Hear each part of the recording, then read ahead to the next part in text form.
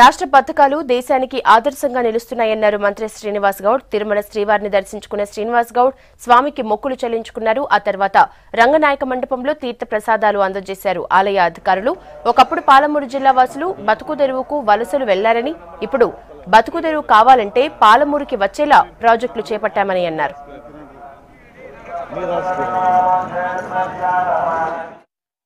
సంవత్సరాలుగా మా ముఖ్యమంత్రి కేసీఆర్ గారి నేతృత్వంలో తెలంగాణ ప్రాంతం ఎంతో అభివృద్ధి చెందింది.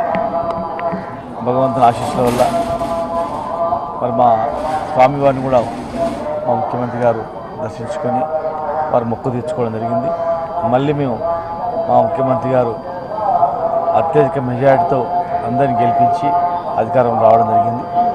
మళ్ళీ ఒక 5 సంవత్సరాలు సుభిక్షంగా ఉండాలని, తెలంగాణ ప్రాంతం ఎంతో అభివృద్ధి చెందాలని, మా ముఖ్యమంత్రి గారు ఆరోగ్యాలతో నిండు నూరేళ్ళు మంచిగా ఉండాలని, ఇంకా ఎన్నో పేద ప్రజలకు కార్యక్రమాలు చేయాలని, ఇప్పుడే దేశంలోనే ఎన్నో రాష్ట్రాలు వైపు తెలంగాణ వైపు చూస్తూ ఈ పథకాలు మనం కూడా అమలు చేయాలని దిశగా ఇలా అభివృద్ధి చెందుతున్నటువంటి రాష్ట్రం మంచి గొప్ప నాయకునిగా దేశానికి ఆదర్శంగా ఉండేటట్లు ప్రధానిగా అయ్యేటట్లు చేయాలని